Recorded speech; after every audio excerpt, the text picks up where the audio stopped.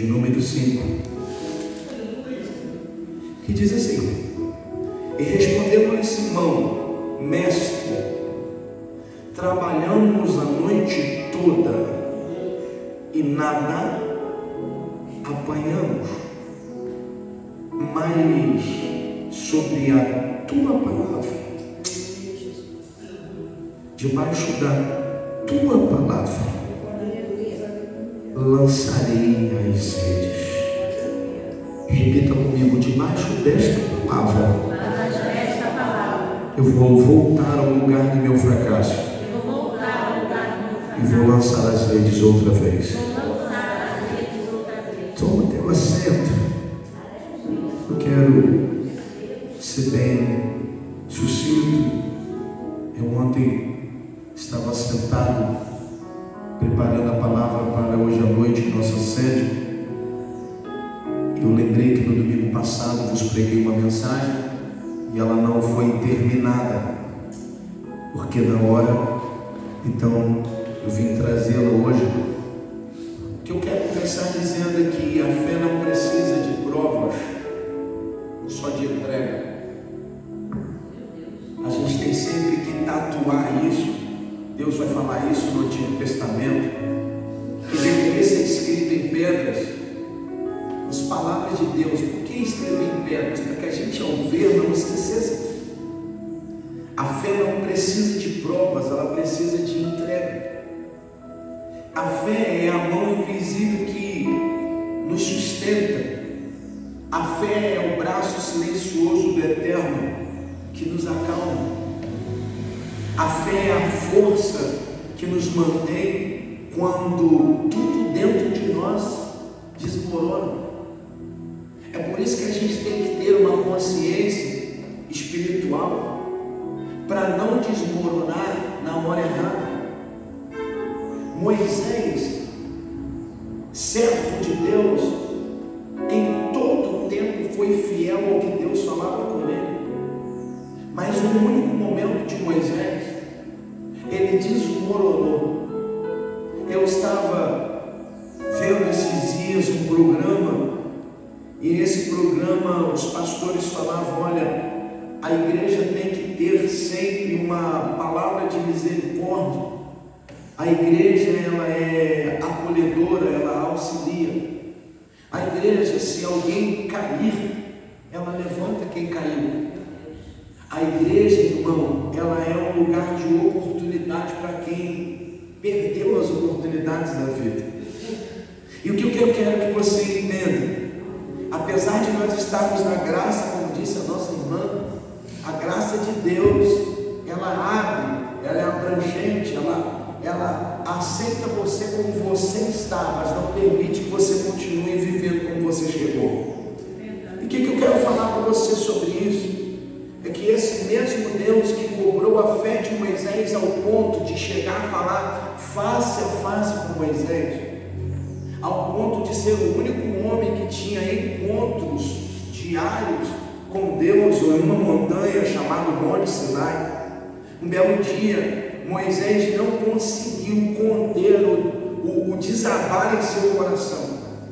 Muita gente falando e ele parou de escutar. Quem escuta não ouve. Entenda isso.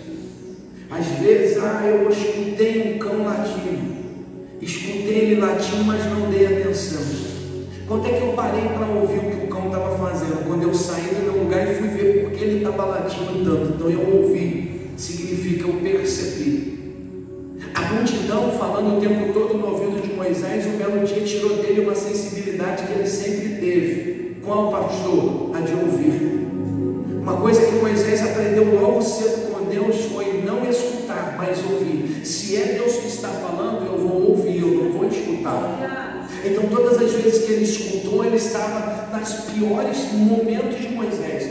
Moisés está encurralado com quase 635 mil homens à beira do Mar Vermelho, um exército, um dos exércitos mais poderosos da face da terra atrás dele, vindo contra ele para matar homens, mulheres e crianças e eliminar. Ele de repente, ele vai olhar para o céu e vai orar. Então a Bíblia diz que Deus fala para ele, ele ouve Deus Deus falando. Irmão, imagina, você tem um exército atrás de você tentando te pegar, você está tentando orar para falar com Deus, e Deus se antecipa a você e fala com você, dizendo: não é tempo de orar, é tempo de você marchar. Naquele exato momento que Moisés ouviu que Deus queria, ele interrompeu a oração, e ele entendeu que o segredo estava na caminhada. Eu não mudo, tem coisa que eu não mudo debaixo da oração, tem coisa que eu mudo na caminhada. Aí ele vai dizer: Moisés, o que você clama a mim? Marcha, diga ao povo de Israel que marcha. Parou todo mundo, não é para parar. E eu quero que você diga isso pelo menos para alguém que está do teu lado: não é hora de parar. Vai, fala para ele: não é momento de você parar a tua caminhada. Diz para ele. Você está dizendo: pastor, o inimigo está vindo atrás, parece que vai te atacar, parece que você vai morrer, mas está tudo na casa que parece, porque quem tem fé entende que o Deus dele vai se levantar a favor dele. E às vezes você está orando para Deus abrir uma porta, e Deus está lá no céu, reunido com os anjos, com os querubins, serafins e o arcanjo olhando para você. Por quê? Porque você está orando e Deus está dizendo: a hora que ele perceber que o segredo não está na oração, ele coloca a mão na maçaneta e empurra a porta. Não, você também entender. A Bíblia está deixando claro: Moisés, não é tempo de você orar, é tempo de você marchar. E a Bíblia diz que o mar se abriu. O mar não se abre onde eu estou pisando. Olha o texto e isso que você vai perceber. O mar se abriu de lá para cá, que significa: enquanto você está crendo no que Deus liberou sobre a tua vida, está agindo aqui, Deus está resolvendo todas as coisas lá. Então, vindo para cá, para esse texto, a fé é a força que nos mantém quando tudo desmorona. Quando eu falo desse princípio da travessia, olha para Josué no Rio Jordão. Qual é a ordem de Deus? Não é para orar, pisa na água que a água para de correr. E tem hora que a gente acha que tudo se resolve na oração. O que é oração? Oração. Não adianta eu orar e não agir. Não adianta eu orar e ficar parado achando que vai, não. Existem momentos e circunstâncias que eu posso orar e aguardar, e eles estão descritos na palavra. Daniel, ele não parou de orar enquanto a resposta não chegou. E quantos de nós oramos 3 dias e a resposta não veio, a gente deixa para lá? Ah, mas a resposta não veio, você só está no 3º dia. Quem é que quer um milagre? Você ou Deus? Ele é o operador, você é quem quer. Então quem quer não para. Quem quer, irmão, não entrega os pontos. É fé. Nós precisamos entender isso aqui. A fé, ela mantém você de pé quando tudo desmorona. A fé que mantém você de pé quando tudo desmorona é a fé que faltou em Noemi, mas parece ter chegado ao coração de Ruth. Você imagina Noemi contando quando o marido era vivo, quando os filhos eram vivos, quem era o Deus dela na terra dela para Ruth. Foi fácil, irmão. Ruth fez uma matemática assim: peraí, meu sogro morreu, meu marido morreu, meu cunhado morreu, a minha cunhada foi embora e a minha sogra desabou. Eu vou crer nesse Deus. Ninguém a converteu, irmão. Por isso que eu falo para você que na Bíblia não existe negócio de conversão. Você aceita o Senhor Jesus? Não, você recebe. Por isso que Jesus disse: todo aquele que ouve as minhas palavras a pratica, será comparado ao homem prudente que edificou a sua casa sobre a rocha. A história não é contada como a casa foi edificada, a história é contada como a casa viveu depois daquela grande tempestade. Por quê? Porque a edificação foi baseada em cima da rocha. Então nós vivemos num mundo em que diariamente tentam colocar barreiras em nossa caminhada. A gente vive num sistema, irmão, que todo mundo tenta nos fazer tropeçar. Você chega num lugar, as pessoas não querem te aceitar. Você chega numa igreja, as pessoas não te aceitam. Você quer fazer as coisas, as pessoas vêm e botam uma pedra. Você quer comprar um negócio, a pessoa diz: não é o momento. Você quer abrir um negócio, a pessoa diz: agora não. A gente vive nesse mundo, nesse sistema. E deixa eu te dizer uma coisa: aqueles que confiam no Senhor não se frustram. Os que confiam no Senhor não desanimam.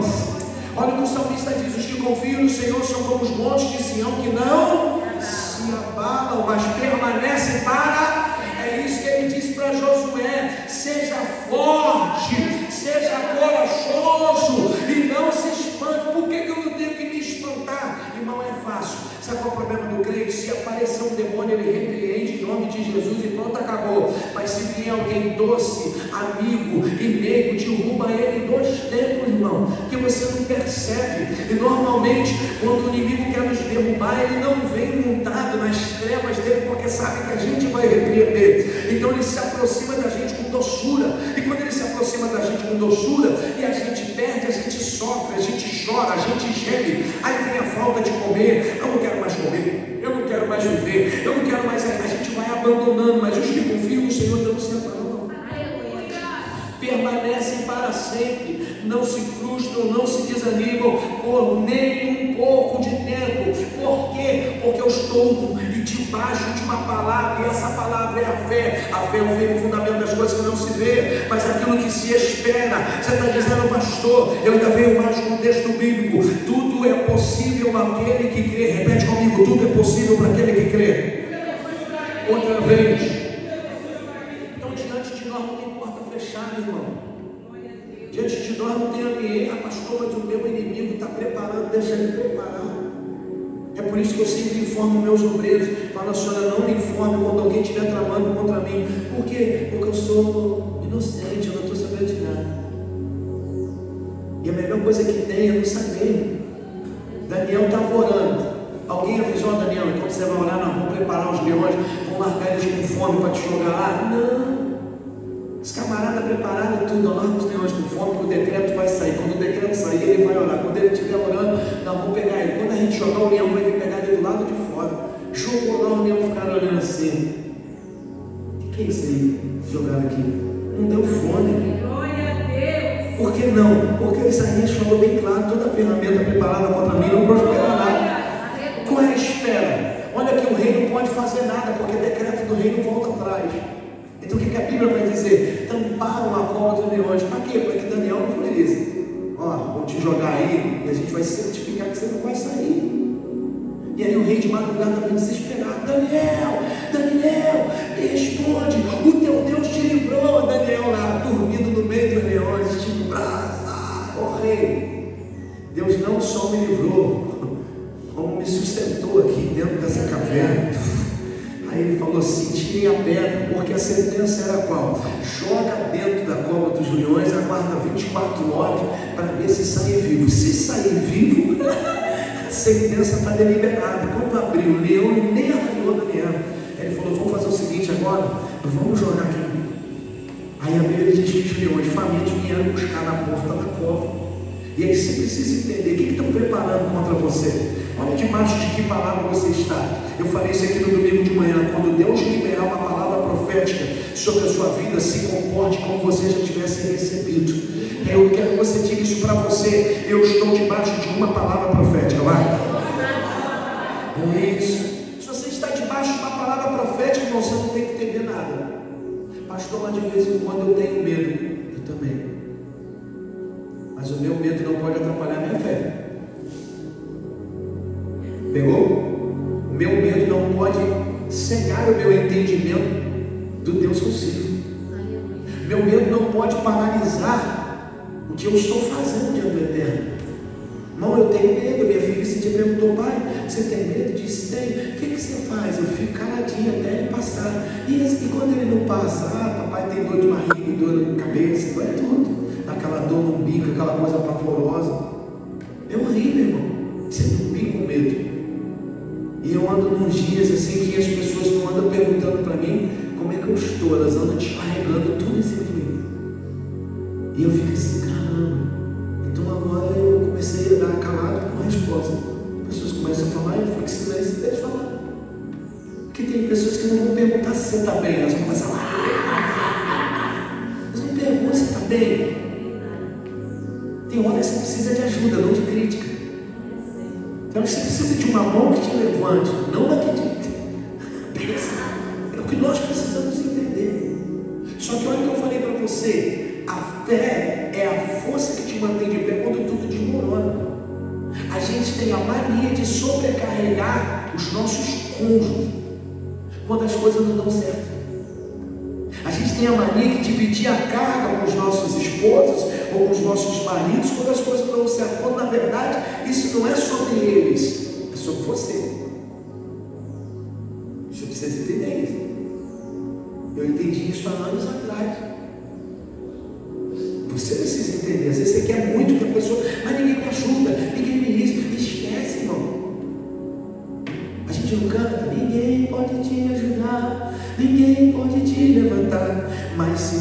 tem um plano contigo. Ninguém?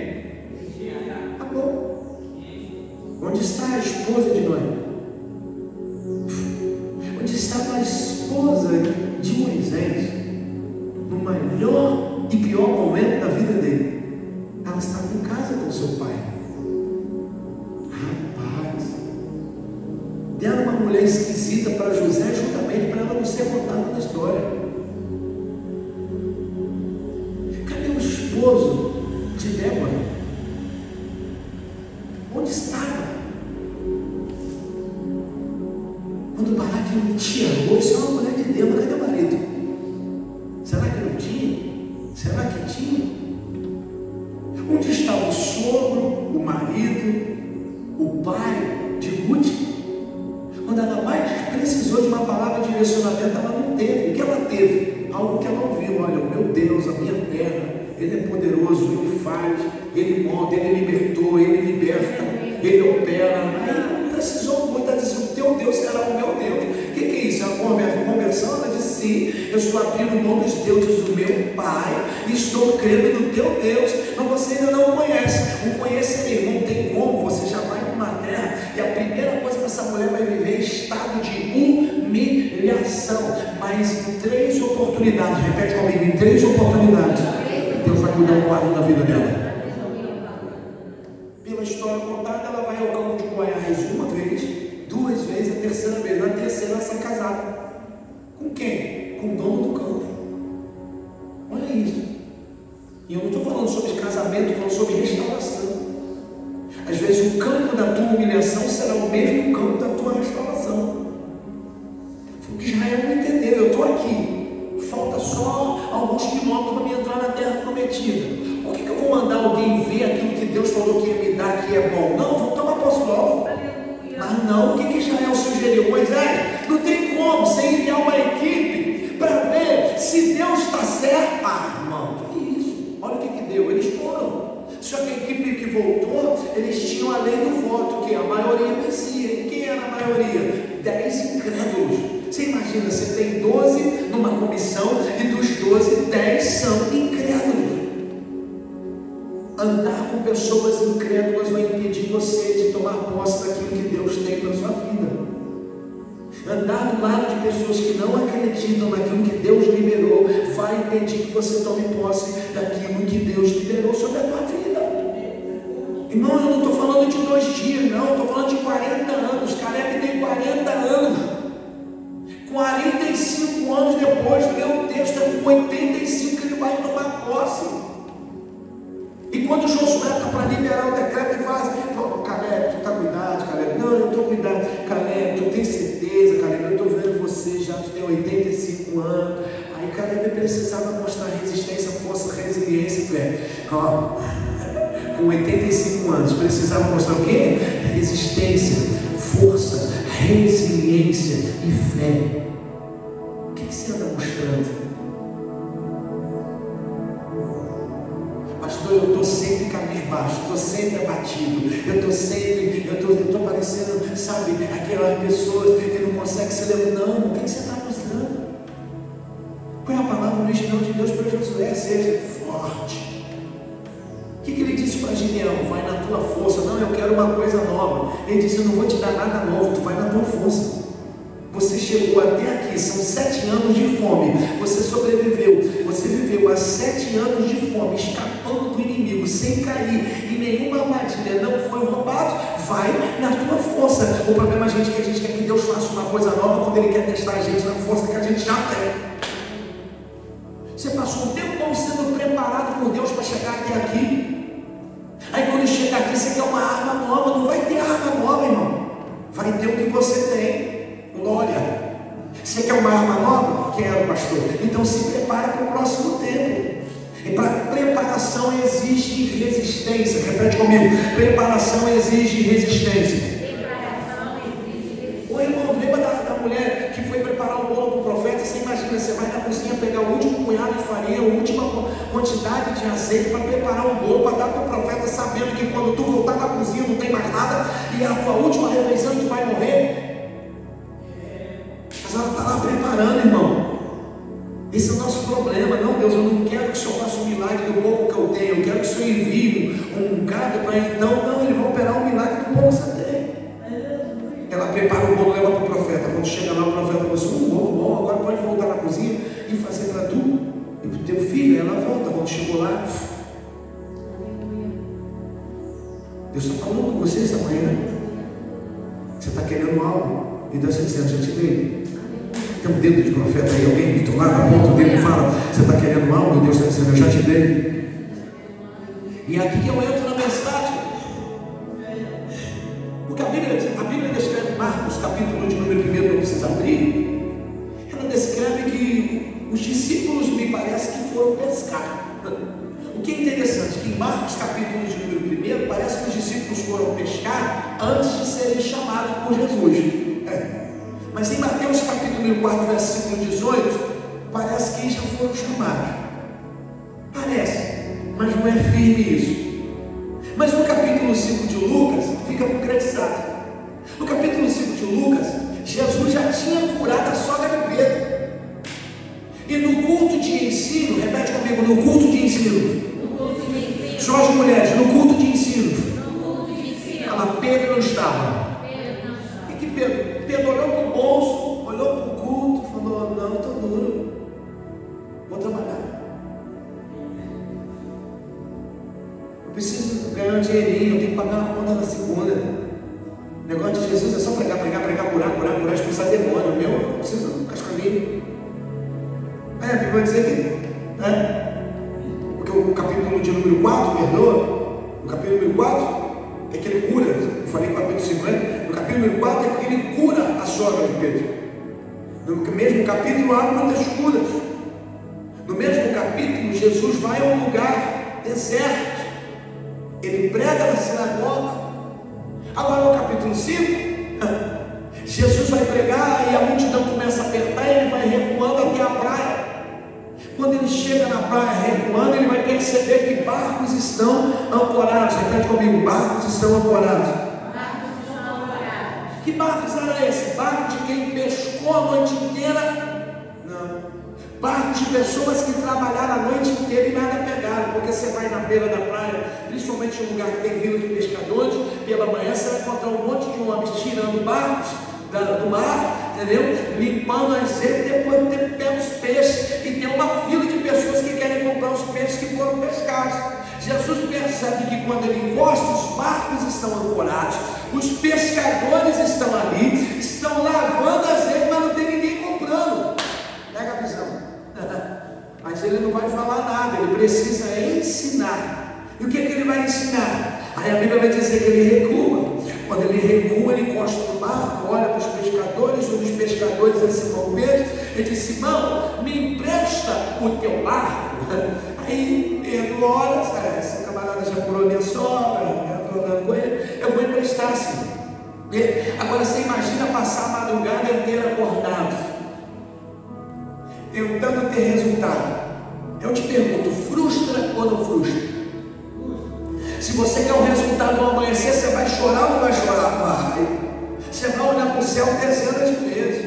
Aí chega de manhã, tem que estar no culto. Trabalhei a noite toda, mas tem que estar no culto. Estou cansada. Esse é o nosso problema. A gente está sempre ocupado com as coisas de Deus.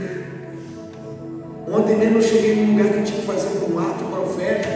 Levantaram o altar e eu estava morto, irmão. Parecia que eu tinha andado uns 20 quilômetros nesse sol quente que está aí fora. E eu fui, comprei um Gatorade, tomei um Gatorade, comecei a dizer para a minha carne: você vai executar o que você tem que fazer, cansado ou não, você vai fazer. Porque ela começa a dizer: não faz hoje não, você tem vários dias para fazer, você tem outros momentos para executar, você pode voltar aqui no outro dia. Mas eu disse para ela: não, você vai fazer hoje, porque quem manda aqui sou eu. E aí levantamos o altar, fizemos oração, toquei o chofar, irmão. Quando acabei de tocar o chofar, sabe o que parecia? Parecia que eu tinha acabado de acordar depois de 3 noites de descanso. Eu senti tanto alívio que eu falei com quem estava comigo: parece que eu comi aquele pão que deram para Elias debaixo lá do pé de zimbro, e ele fortaleceu. Eu estou indo para casa na força dessa oração. Eu não sei se você entende, mas deixa eu dizer uma coisa que você não sabe.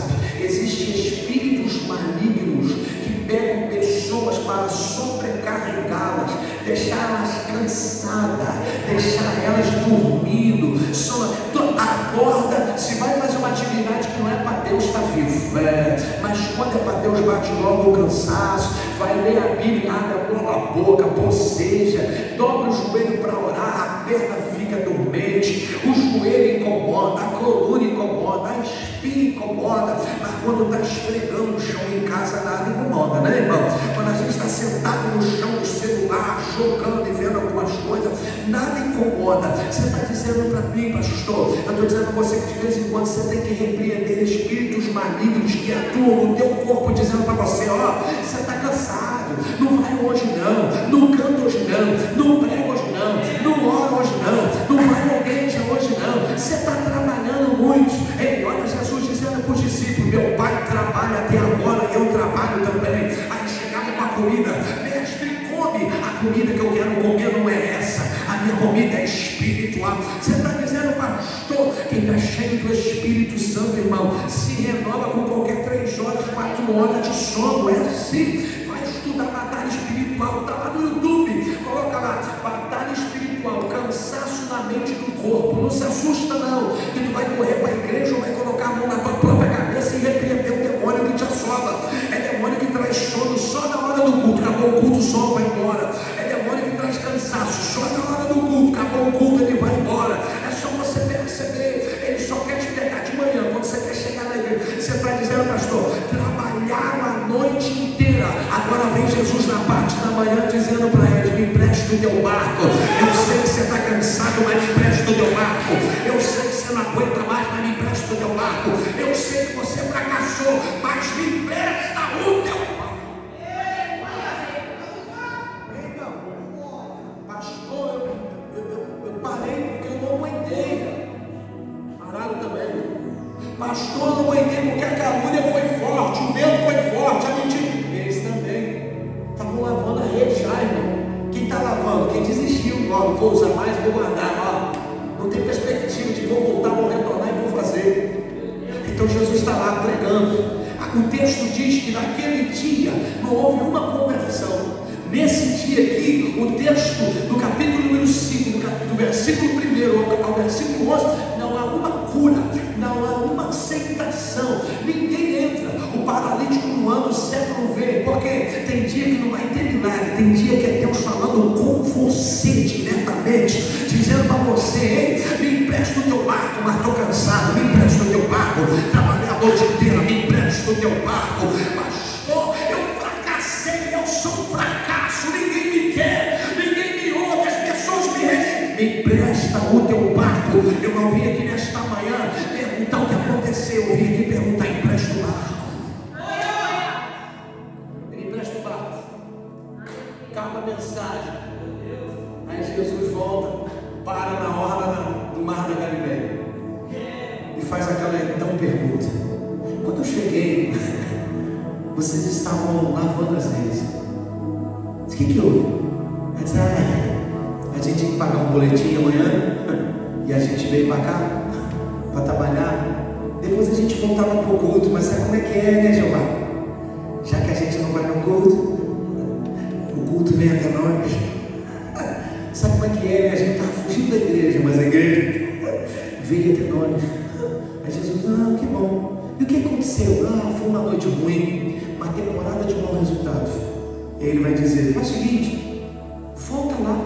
Volta lá. Lança as redes de novo. É quando o Pedro fala, mestre, no mesmo lugar? Sim. Mas a gente foi lá e volta lá.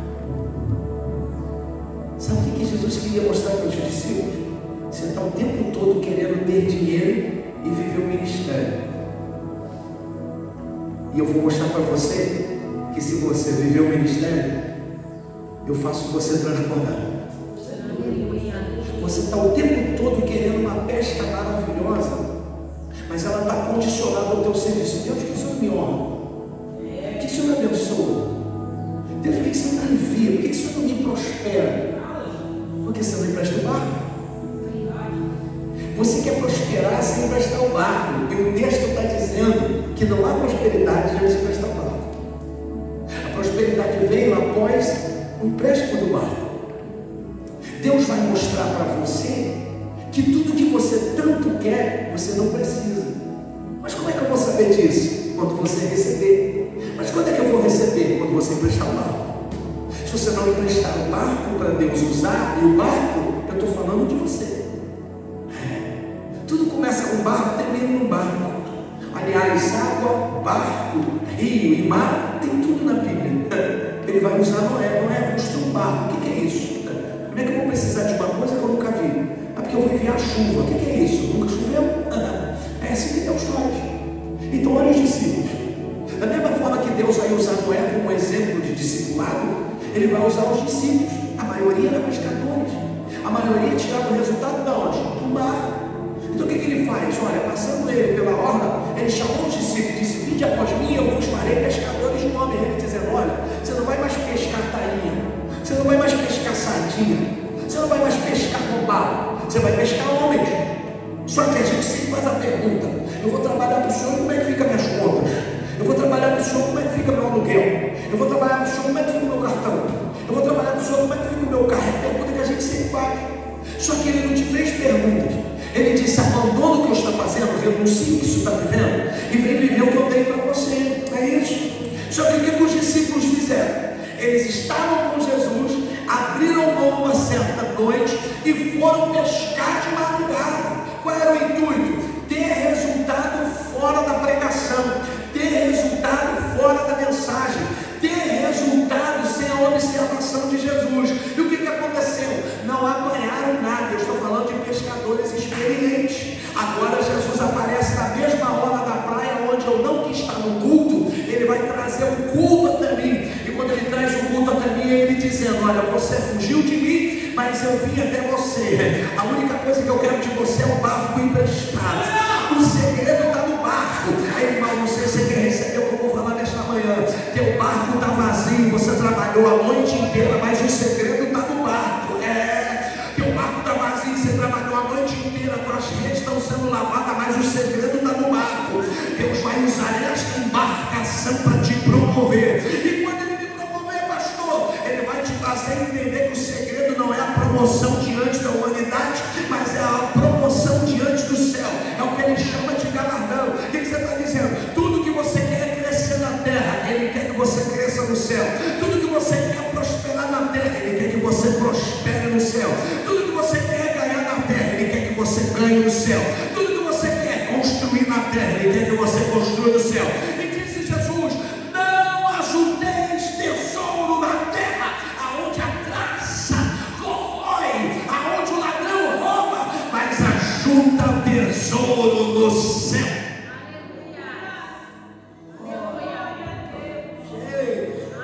Olha isso. Então ele vai dizer: volta lá, Senhor. Eu vou, mas eu vou debaixo da tua palavra. Eu quero que vocês se coloquem de pé nesta manhã. Senhor, eu vou, mas eu vou debaixo da tua palavra. Ei, irmão, não saia debaixo da palavra. Eu tenho visto pessoas à minha volta, no plural, centenas, tentando um jeito, tentando arrumar um meio de chegar no objetivo, e o Eterno parado com as mãos cruzadas dizendo: enquanto não emprestar o barco, não acontece. Sabe o que é renúncia? Renúncia é abrir mão. Fé é renunciar tudo que tu acha que sabe e entregar o controle na mão dele. Fé é você crer na palavra do profeta sobre a tua vida. Você está tentando, agora eu não estou conseguindo ler, eu não estou conseguindo orar, não estou conseguindo jejuar. Por quê, irmão? Porque eu estou indo trabalhar muito cedo. Aí tu chega na empresa, a empresa não dá resultado, não vende, não prospera, não cresce. Porque o que diz Mateus 6,33? Buscai primeiro. Buscai primeiro. Então o que eu faço antes de ir para o meu trabalho de manhã? Eu oro e eu vou na palavra. Um crente que sai de casa sem oração é um crente que entregou o destino do seu dia a si próprio. braço. Mas o que diz o Salmo capítulo 44? Não foi o teu braço, não foi a tua mão, a tua espada que te deu vitória, foi o Senhor. Mas como eu vou ter vitória se eu saio sem falar com o dono da vitória? Como eu vou prosperar se eu levanto pela manhã e não tenho um momento com Ele? É isso que eu preciso entender, buscar em primeiro o reino. Mas eu não posso buscar o reino só a meu favor. Vai ter dias que eu vou buscar Ele a meu favor? Vai. Mas tem dias que eu vou ter que buscar o reino em favor do reino. O que é a favor do reino? Ele quer que haja justiça. Para haver justiça tem que haver oração. Repete, para haver justiça tem que haver oração. É só olhar para Mateus, quando Jesus entrega a chave para a igreja. Tudo que ligares na terra será ligado no céu. Se tem falta de justiça na terra, é porque não está sendo ligado aqui pela igreja. E se não é ligado aqui, não é ligado lá. Para ser ligado lá, tem que ser ligado aqui. Então, se eu não estou orando para que haja justiça, vai haver injustiça. Se eu não estou orando para que haja paz, vai haver guerra. Quem é que muda o bairro? Somos nós. Quem é que muda a cidade? Somos nós. Eu vinha fazendo umas orações de 15 ou 21 dias. Senhor, expõe toda a corrupção da igreja. Mas só, irmão, um monte caído, apareceu no jornal. Viram essa semana, pegaram um profeta aí, que tinha uma central para entregar a revelação. Para ele profetizar para a tua vida era R$1.500, você paga. E ele só profetizava quando tu pagava R$1.500. Aqui em Niterói, foi aqui em Niterói. Está aí no jornal. Quase 200 mil seguidores no Instagram. Que é isso, pastor? Porque nós estamos atrás de uma palavra, porque a gente está assim. Eu não sei se você lembra. Alguém teve aqui pai, mãe, avó, avô que fazia qual? Ninguém? Eita, a gente não ia na padaria comprar. A gente fazia. Manhã fazia o quê? Fazia bolo de manhã para a gente tomar café. Bolo de milho, chamado bolo de fubá. A gente comia aquela água com farinha de trigo e açúcar no café. A gente acostumou a ir na padaria comprar pão, porque a gente não quer fazer, a gente quer pronto, acabar aqui. A gente não quer ir para casa fazer comida, a gente quer ir no restaurante, comer algo que está pronto. Nós fizemos a mesma coisa com a palavra. A gente não quer ir atrás na fonte, orar, jejuar e ter. A gente quer que alguém entregue pelo Instagram, a gente quer que alguém entregue pelo YouTube. E aí criou-se um mercado. Aí eu levanto, eu vou lá e hoje eu estava nesse dia, tem um grupo no Instagram que só libera a palavra de bênção, outro que só libera a palavra de promessa. Então tu levanta de manhã, vai lá no teu cardápio, escolhe o que tu quer, pega aquilo, reposta, mas tu não vive aquilo. Tu postou uma coisa que tu não orou, tu postou uma coisa que não veio do céu, não foi o Espírito que te revelou, você foi atrás. Buscar primeiro o reino de Deus. Aí tu larga a televisão, está acontecendo guerra lá no Oriente Médio, guerra na África, tu nem ora para que a guerra acabe, porque aquilo lá não é problema seu, mas é buscar primeiro o reino de Deus e a sua justiça. Você passa pela rua, um monte de mendigo alojado na rua, encostado, você acha que não é problema teu, buscar primeiro o reino de Deus e a sua justiça, você deveria orar, mas não é problema teu. E aí você começa a ignorar as coisas como se elas não fossem problema teu. Mas se eu sou filho de Deus, o problema da falta de justiça é meu. O problema da falta de alimentação é meu. O problema das viúvas abandonadas e dos órfãos deixados é meu, porque eu represento o reino. E ele diz: orai pelas viúvas, orai pelos órfãos, alimentai quem tem fome, orai pelos enfermos, visitai os aprisionados. É justiça, buscar primeiro o reino de Deus e a sua justiça. Não, pastor, eu só quero a segunda parte. É o que os discípulos queriam. Eles queriam a mensagem, queriam a prosperidade. Visto que a mensagem não trouxe prosperidade, eles foram atrás, mas não conseguiram. Depois que emprestaram o barco, Jesus falou: volta no mesmo lugar para vocês verem que se me emprestar um barco, eu trago uma pesca maravilhosa para você. Eu não sei se você quer receber isso essa manhã, mas no lugar do teu fracasso, Deus vai te dar dupla honra. No lugar do teu fracasso, Deus vai te dar uma pesca maravilhosa. Mas isso não é tudo, puxar e o barco dele começa a tombar, ele chama os outros pescadores à volta. Sabe o que ele está dizendo? Aquilo que Deus vai fazer na minha vida, que vai fazer nos outros à minha volta. A gente precisa parar de ir atrás de Deus com bênçãos pessoais. Se você está pedindo algo que não vai favorecer a mais ninguém além de você, então sinto muito, não vai receber. Mas peça a Deus algo que vai favorecer você e mais alguém, irmão. Aí quando os barcos começam a ir a pique, Pedro olha para Jesus, Jesus estava na beira da praia, a multidão já foi embora, o culto já acabou, a bênção apostólica já foi. Aí Jesus olha e mostra para ele, aí, viu? Depois do culto tem bênção. Aí quando Pedro chega na beira da praia, ele entende: o segredo não é o barco, o segredo não é a rede, o segredo não é a pesca, o segredo é ele, é Jesus. E o que ele faz? Depois que ele ganhou tudo, ele renunciou tudo. Passou um tempão querendo tudo, quando ganhou tudo, renunciou tudo, porque ele entendeu. E é isso que nós precisamos entender. Se você é apegado a bens materiais, você não vai prosperar, você não vai crescer. Mas se você desapegar, vem. Por quê? Pergunta, por que, pastor? Porque Deuteronômio 28 diz que já está liberado. Você não precisa orar pedindo a Deus, aquilo já está liberado sobre a tua vida. O que você precisa é fazer as coisas de forma correta. Para terminar, então a Bíblia vai dizer em 1 Reis, capítulo 17, que esta mulher, ela vai lá na cozinha, aquela que eu falei, ela vai entregar para o profeta aquilo que ela tem por último. E às vezes a gente pensa assim: não vou dar o meu dízimo, não vou dar minha oferta, não vou entregar para a igreja, não vou fazer isso, porque amanhã, olha essa mulher, o que ela tem é a última refeição. O que ela vai fazer? Ela vai servir o profeta. E o profeta representa quem? Ao Eterno. Então quando ela serve, ele mesmo fala: assim diz o Senhor, a farinha da panela não vai acabar, e o azeite da botija não faltará, até o dia que o Senhor te dê chuva. Eu quero que você diga comigo: no tempo da crise. Outra vez, no tempo da crise, Deus vai me sustentar. Irmão, lembra que Jesus falou para a gente não andar ansioso com o que a gente vai comer, com o que a gente vai beber? Vocês estão ansiosos? Quem não está, esquece que eu estou falando. Mas se o Espírito Santo de Deus não está falando com você, então está mentindo. Comigo aqui em cima não está. Não andeis ansiosos. A gente anda ansioso. Já chega no trabalho, na empresa, já tem o telefone, a expectativa de que algo está vindo aí.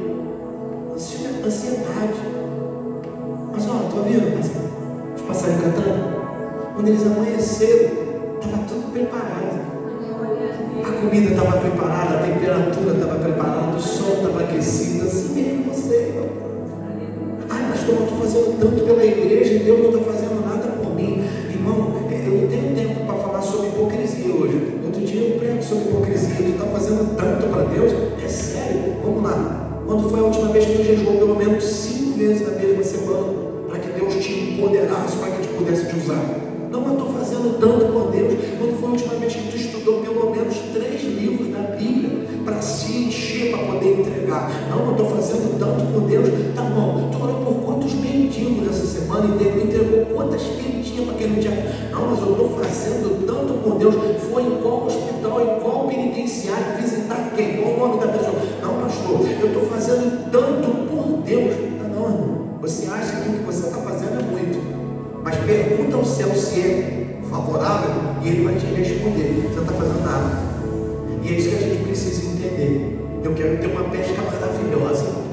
Eu vou acabar, eu estava vendo o pastor Luciano Subiá. Ele disse que quando ele era mais novo, ele e a esposa dele tinha muita dificuldade financeira. E eles ficavam tramando para poder comprar um carro, para poder viajar, para poder ir para Paris, para ir para Londres, não sei o que lá. Ele disse, aí perguntaram assim para ele: e agora? Ele disse: agora eu tenho dinheiro para ir, eu tenho dinheiro para comprar o carro que eu quero. Só que eu descobri que isso não é nada, então eu não vou, eu não compro.